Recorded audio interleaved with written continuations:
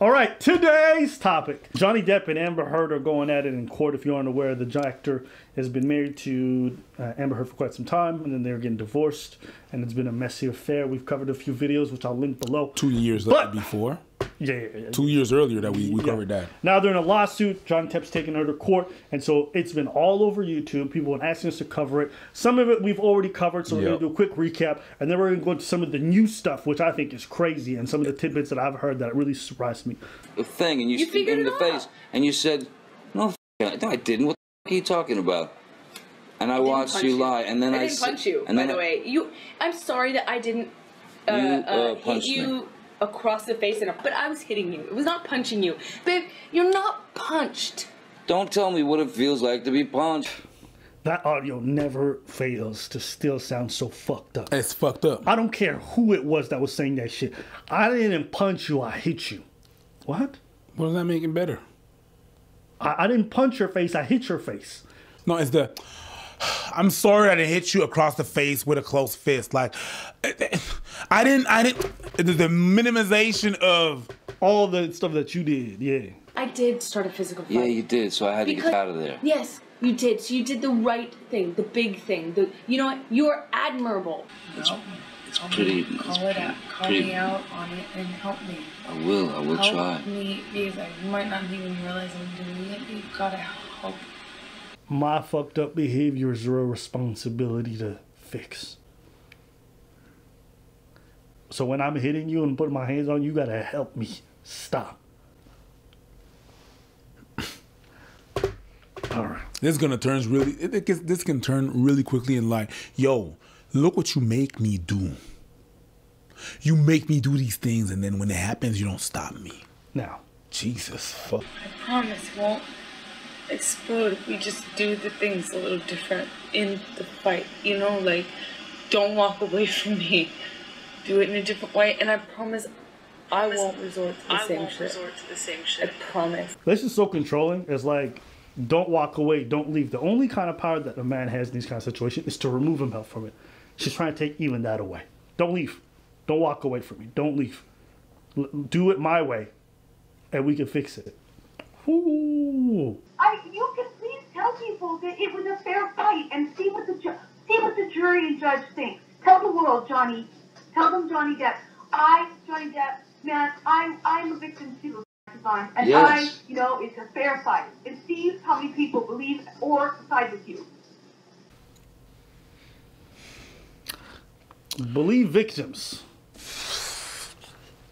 Believe them. And that's a victim that was recorded. And there's still doubt about whether or not she did it.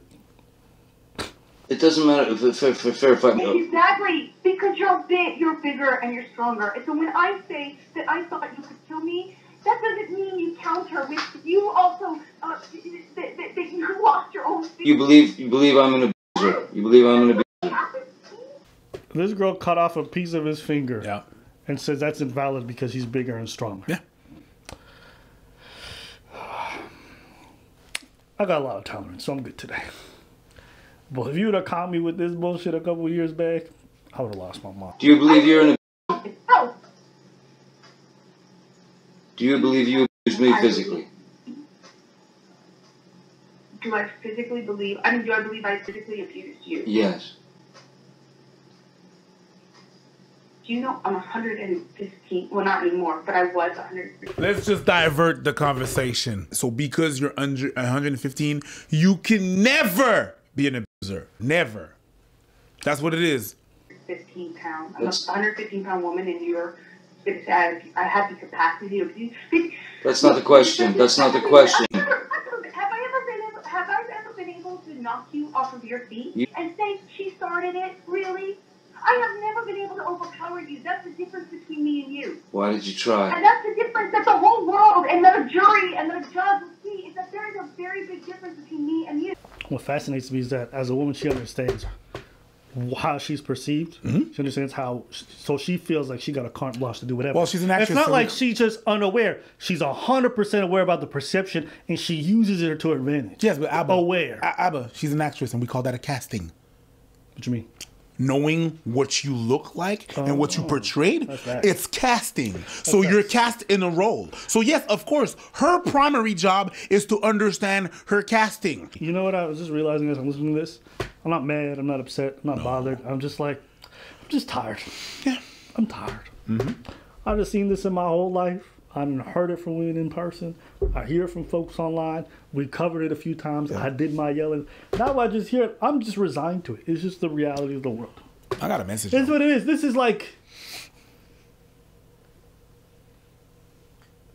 is a reflection of every single time.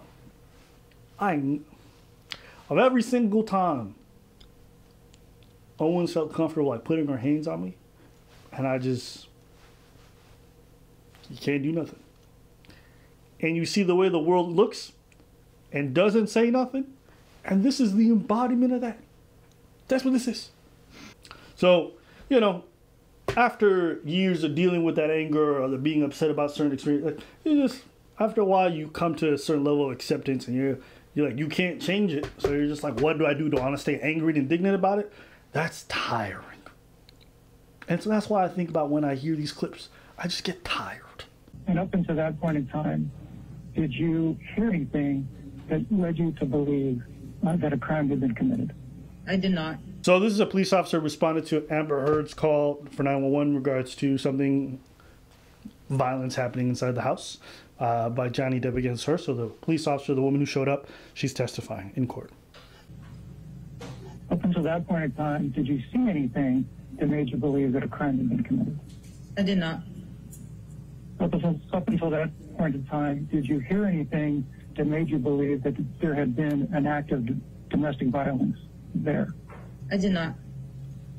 Up until that point in time, did you see anything that made you believe that there had been an act of domestic violence there? I did not. Okay. Up until that point in time, did you ask Ms. Heard what happened? Yes, I did. And what was her response? No response. She was uncooperative. And by uncooperative, does that mean that when you asked her a question, she wouldn't say a word? Did she say something that made you think she was not cooperating? She wouldn't say anything. Okay. The cop didn't see any physical bruises on her that indicated anything. No signs of any violence against her. But just to be clear, you would ask questions and she wouldn't say anything? Correct. But I asked her questions to establish if there was some sort of crime, who was involved, and again, she wouldn't give me any information. I attempted to ask her friend, the other woman in the room. I even asked the males to wait in the hallway so it could just be us women in there so we could talk privately. Maybe she felt more comfortable that way. Still, they denied that there was any crime. They wouldn't answer any specific question.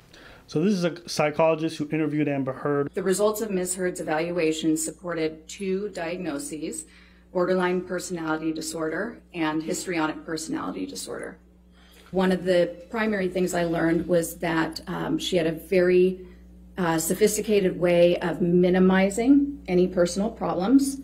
Some of the primary characteristics, and I'm going to try to condense 25 pages here, were essentially externalization of blame, tending to have a lot of inner hostility that is attempted to be controlled, a tendency to be very self-righteous, but to also deny that self-righteousness and to judge others. These people might have that anger kind of explode out at times. They tend to be very passive-aggressive. They may be self-indulgent, very self-centered. They could use manipulation tactics to try to get their needs met, very needy of attention, acceptance, approval. They tend to distance people who are close to them. Initially, they may seem very charming. They're very socially sophisticated, actually. That was a major component on there. They can react violently. They can react aggressively. They will often physically prevent their partner from trying to leave if their partner wants to get space. So I've dated someone who had BPD, unmedicated, didn't take care of her problem. This is exactly all of that. Exactly all of that. Only difference is, unlike Johnny Depp, I didn't marry her and I didn't stick around to see more nonsense. Okay, but this is exactly it. Some people who have this and are bad folks, they'll do shit like this. So am I surprised by this diagnosis? Not at all. It's literally what I expected from everything I could hear. And the thing that happened is that people think it's an actor thing. It's not an actress thing. It's a high profile because we know them, yes. Yeah. But this is more prevalent than you think. This is more present in society than you think. Okay. It's okay. It's normal that there's people with those mental issues. And it's out there. It is part of society. It is part of the norm. The problem is that a lot of people are undiagnosed.